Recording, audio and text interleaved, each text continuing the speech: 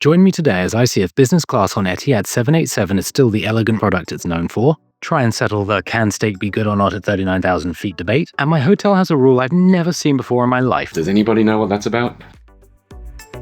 Sadly, my time here at the Etihad Business Lounge in Abu Dhabi has come to an end. It's time to go to the gate and board this 787-9 to Bangkok. Really looking forward to this one.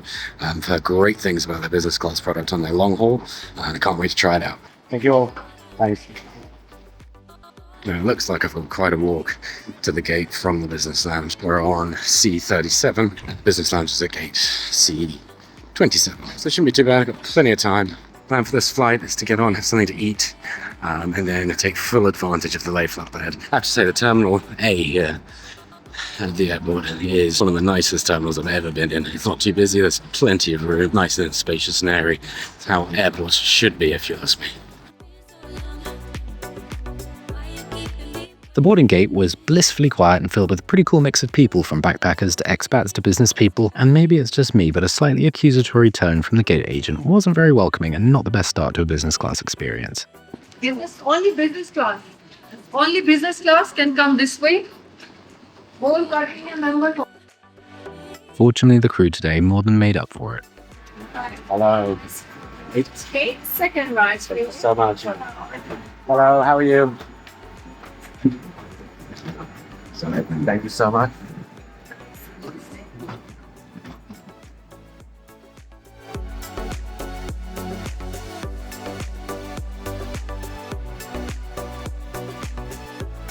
So, first impressions on the 787-9 from Etihad. This is clearly an older model, I think it's an 8-year-old aircraft, but it's a good product. The screen's high definition and responsive.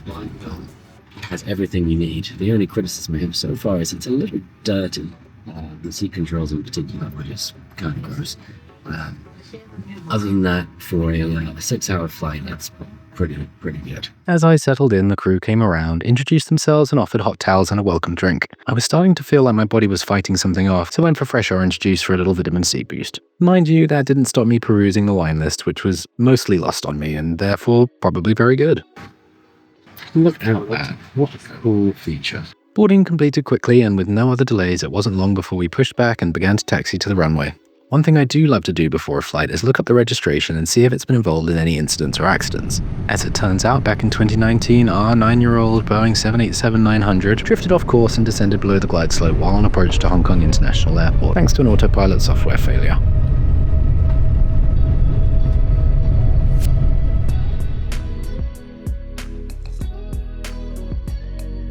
Now, here's the value in a window seat over the aisle. Just take a look at these views over the coast today. I just don't see the benefit of an aisle over this. You're gonna have to debate it out in the comments below.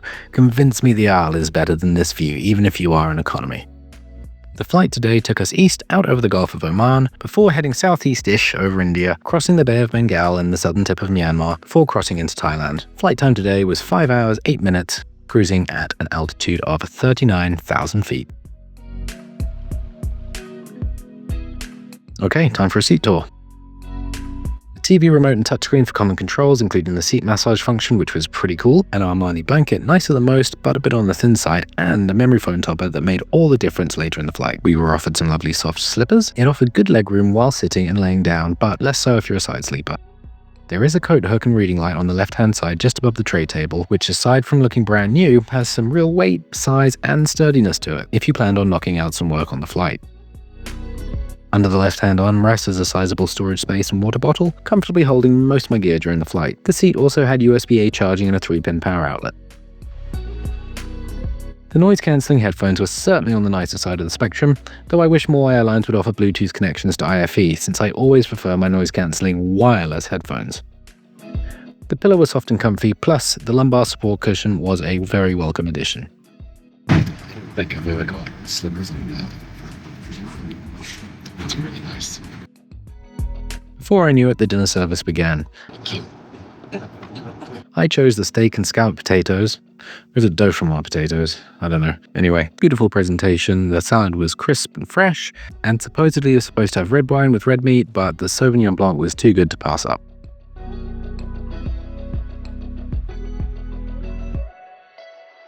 This thing's got a bit of a reputation for being tough up at altitude, but somehow Etihad absolutely nailed it today.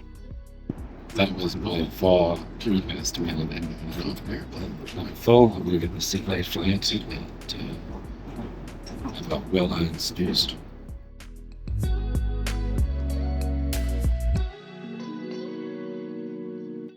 Evidently, the lie-flat seat and bedding was amazing, as once I laid my head down, I was out for the entirety of the rest of the flight, only being woken very politely by the crew as we made our approach down into Bangkok. And while the flight itself was calm without so much as a gentle bump, the landing on the other hand was firm enough to shift anything that wasn't strapped down.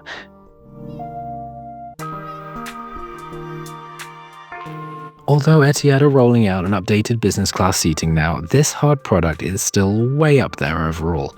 Although it lacks privacy, particularly on the aisle seats, this is far from being a ticket to avoid. Thank you so much. Have a good one. Take care. Thank you. Very much. Thank you so much. Have a good night. Thank you so much. Bye-bye. Bye. Have a good night. Thank you so much.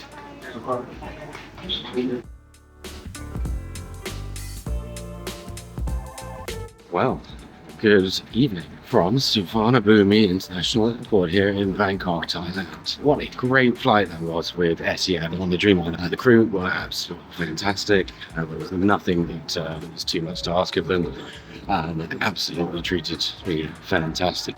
So what did you think of the Etihad Dreamliner Business Class? Let me know down in the comments below. Not an updated version, but still plenty good enough for a short-ish 6-hour journey. If you enjoyed the video, please subscribe. We've got loads more coming up, and you'll be the first to get notified when I do release new videos. The friendliest immigration guy. He mentioned it's the first time I've been back in 10 years. I'm only staying for one day. How could I? Now to the hotel. Hello, I'm Siam Mandarina. Whatever. Cheap. My top tip here at Bangkok would be to save yourself a ton of hassle and go to the official limousine kiosk for a transfer. It's not expensive and incredibly convenient after a long flight.